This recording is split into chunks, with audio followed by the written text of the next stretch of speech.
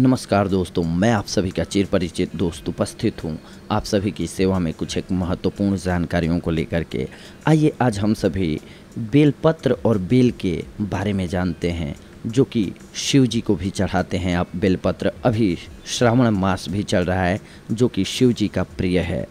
आइए आज हम ये जानते हैं कि इसके किन किन चीज़ों का प्रयोग हम किन किन बीमारियों में और किस प्रकार से करेंगे तो बीमारियों का समूल नाश कर देगा। सबसे पहले मधुमेह एक ऐसी बीमारी है आज के डेट में जिससे कि मैक्सिमम लोग ग्रसित हो रहे हैं। तो इसके लिए क्या करना होगा आपको कि 15 बेलपत्र जो कि शिव जी को चढ़ाते हैं और 5 काली मिर्च पीसकर चटनी बना लीजिए। 1 कप पानी में घोलकर इसे पीजिए। मधुमेह, पेशाब और रक्त में शक्कर आना ठीक हो जाता है। यह लंबे समय 1-2 साल लेने से अस्थायी रूप से मधुमेह ठीक हो जाएगा आपका। बेल में पाए जाने वाले कुछ एक पोषक तत्वों के बारे में भी हम जानते हैं। भोजन अंश 64 ग्राम, प्रोटीन 1.8 ग्राम, कैलोरीज 1.37 ग्राम, फास्फोरस 50 ग्राम, खनिज लवण 1.7 ग्राम, कार्बोहाइड्रेट 31.8 ग्राम। इसमें vitamin B1, vitamin B2, vitamin C भी पर्याप्त मात्रा में होती है। अब हम जानते हैं कि अपच में कैसे इसका प्रयोग करेंगे। वायु और मल में बदबू आना अपच का निर्देशक लक्षण है। अगर आपको मल में और वायु में बदबू आती है, यानी कि आपका खाना सही ढंग से डाइजेस्ट नहीं हो रहा है, अपच के शिकार हैं आप। अपच होने पर एक बार का खाना छोड़ दें, यानी कि एक टाइम खाना नहीं खाएं। 20 पत्ते बेल के लेकर के उनको पीस करके निचोड़ कर रस निकाल लीजिए। इसमें 8 पीसी हुई काली मिर्च, जरा सा सेंधा नमक मिलाकर और इसे पी लीजिए। इस प्रकार 3 खुराक हर 3 घंटे के अंतराल से पीजिए। आपका अपच दूर हो जाएगा। इससे पाचन भी मजबूत होगा। अगर आपको दस्त लग रहा हो तो बेल का सूखा हुआ गूदा पीसकर 2 चम्मच सुबह और 2 चम्मच शाम 2 बार ठंडे पानी से ले लीजिए, दस्त रुक जाएगा। अगर जल गया हो आपका कहीं पर तो जले हुए पर बेल का चूर्ण 1 चम्मच 2 चम्मच सरसों के तेल में मिलाकर गर्म करके जले हुए अंग पर लेप लगाइए, लाभ होगा आपको। आंव यानी कि मल पड़ना।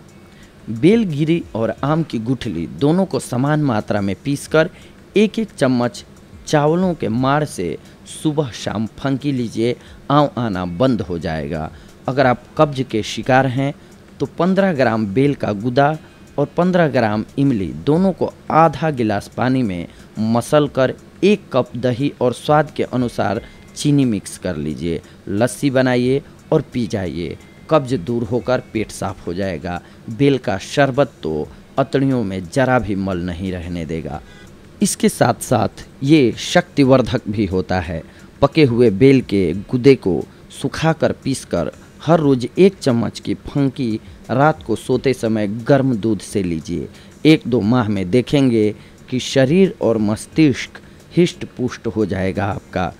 कुकुर खांसी है अगर आपको तो 100 ग्राम बेल के पत्ते पीसकर लुगदी बनाकर 100 ग्राम घी में इस लुगदी को डालकर सेंकिए।